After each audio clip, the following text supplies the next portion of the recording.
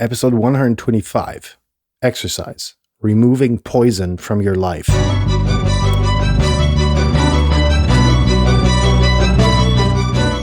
You're listening to the very best podcast in the world on health, wealth, and happiness.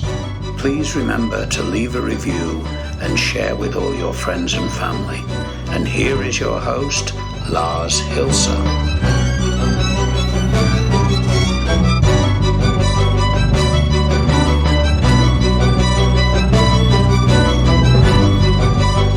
And we got the intro song going a bit early there. Life was the last word that maybe you didn't hear anymore. Wow. Yet another week that we've made on the very best podcast in the world.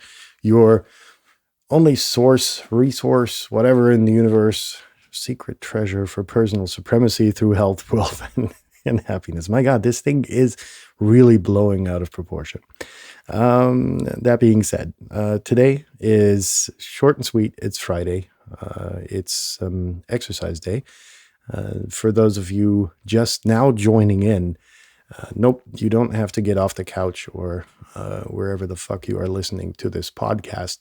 It's just really an exercise to improve your life. And to do that by yourself by following very simple instructions, as we do here every Friday. And today's exercise is going to be about poison and removing that from your life. But we have to start 1,500 steps earlier. In that, anything that you have in your life beyond what you need is poison, or can be considered as such. Now it starts with, very simple things like food. Food is something that you can enjoy, that can make you healthy, but if you eat too much of pretty much anything, you will end up obese, or too fat or whatever. It gets, towards more realistic, grabbable things that you can touch, right? Material possessions. Is it time to clear out, right? I'm the exact opposite of my better half in that context. Sorry. I had to drink a bit of water and choked on it almost to death. So those are the remnants. Anyhow, I'm kind of like a hoarder of memories, right? Because while I don't like to live in the past, I'm recording this podcast. We've got this, 7-8 meter long wall, which is just, over and over with pictures of us, with pictures of, memories that we share. It's about pictures of travels. It's about pictures of your trusted co-host Stevie, who's already sleeping again. It's and I look at these pictures and it's like, wow, and I can really kind of go back to that moment and relive it, and more importantly, relive the lessons that I learned from that moment, right? And that's, the good thing about it. There's the bad. Yeah, I hoard stuff. I hoard, shit that I brought back from my extensive travel life, and there's always a big debate about what needs to be on display and what doesn't, and what can be thrown away. And of course, nothing can be thrown away because there's memories associated to it. So, that's like a thing about, having material possessions, but, isn't one car, enough, right? That inevitably leads to the discussion of irresponsibility of the, insanely wealthy people. You've got your Bill Gates who, with his virus and health fascism, it's kind of bringing the world to a standstill as we know it. now he's planning to spray something into the atmosphere to reduce the impact of the sun. I mean, this guy's a megalomaniac, right? He's insane. And you can really read the first tendencies of that in one of the first books he wrote. I think The Road Ahead or The Way Ahead is the English translation. And you could kind of feel that he's really spaced out. And this insane wealth that he was gifted with, he didn't really, from my understanding, use it responsibly.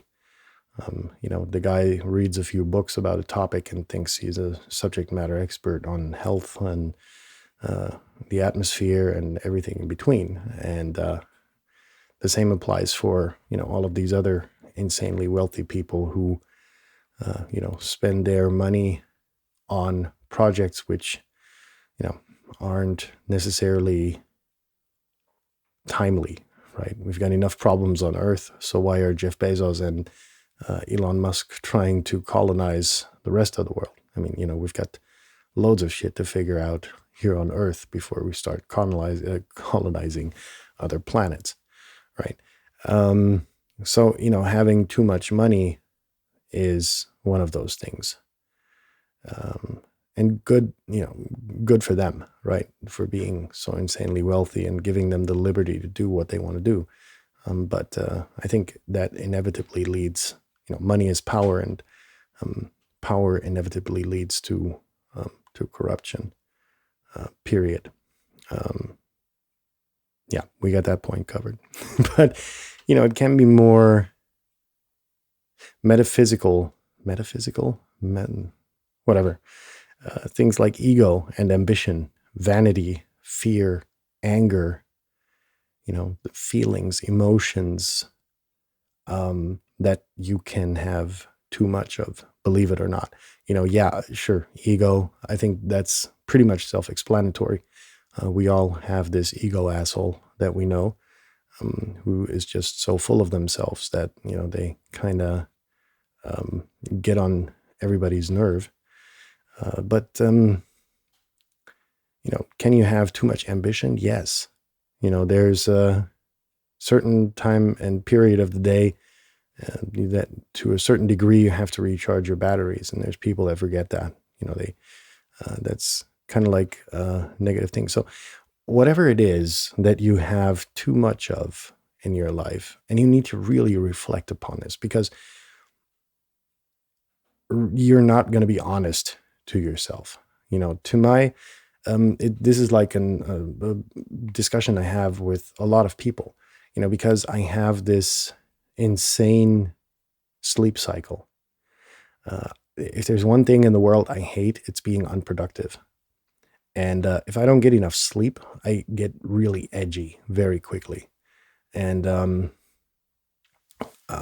so for me, the day consists of working until late in the night, getting up early in the morning to make sure that my better half gets on her way to work. And then I lay down for another hour or two, and then I get up and start my day. And then, in the afternoon, I'll have another nap. So in total, I end up with about 6.5, 7 hours of sleep per day, right?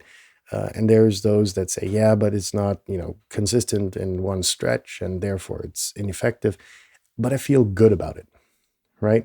I tried the way everybody does it. It's like sleeping 7 hours and then waking up, and still the day is shitty. The day just remains fucking shitty. If I've been up for 5 or 6 hours, I notice that my energy levels is going below 100%. And it's kind of pointless to be up and running and to chug away at shit if you can just resolve the problem with getting half an hour of sleep, like a power nap, and then getting up totally re-energized and starting at 100%, right? Defeats the purpose for me. But anyhow, that's me. So it's like, what do you do too much? And perhaps part of this exercise for the first time is going to be ask your friends and family, because you're not going to be honest to yourself. You're not going to be completely honest. You're going to be biased, number one. And number two, you're going to be in a situation where you won't admit that, for instance, you are too ambitious, that you're doing too much exercise per week, that you're, spending too much time on this and too much time on that. So it's important for this exercise to, write down the 5 things that you think that you spend the most time on, or that you have too much of, right? And then asking your friends and family whether you are accurate about your assumptions, right? Be honest to yourself as much as you can, right? And say, okay, what do I have too much of? Do I have to, like I said, ambition, laziness, power, food, money, cars, material belongings, whatever, whatever you have too much of. And then take this list of the 5 things that you think you have too much of and discuss it with your friends and family, and then get the feedback and then kind of reevaluate that. And then once you've written them down, once you've adjusted them, like in the second, third iteration, when you've talked to friends and family, take that list that you made and start to remove these, whatever they are, from your life. Not entirely, right? Because those are core instruments or core particles of your personality, right? So you don't want to remove them. It's important. All you want to do is you want to reduce them to a healthy level again, because things that you like to do easily get spun out of proportion. I know that.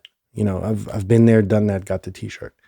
So it's important that you don't think of removing them from your life, cutting them out with a scalpel and never doing them again. No. Number one, that's going to instill fear in you of losing this, what is important in your life. It's just about getting balance back, right? There's a lot of people that go running 5, 6, 7 times a week because they need the dopamine, they need the hormones, they need the stress, they need the feeling of having powered themselves out, right? But that's unhealthy. If you do it twice a week, it's totally sufficient. It's going to get you the amount of exercise you need, and it's just going to leave you with a better feeling rather than exerting yourself in this exercise and then, having your muscle fatigue, muscle pain, and, as a kind of dopamine reward for that. It's kind of ironic, taking pain as a reward, whatever. That being said, so let me kind of rephrase this. So you take a list of the 5 things that you think you have too much of, whatever they are. You write them down on this list. You take this list, you discuss it with your friends, and see whether you've been honest to yourself or whether there are other things where they think you go berserk. And then you start removing them from your life. And that's it. That's today's exercise. Removing poison from your life. Ladies and gentlemen, boys and girls, have a nice weekend.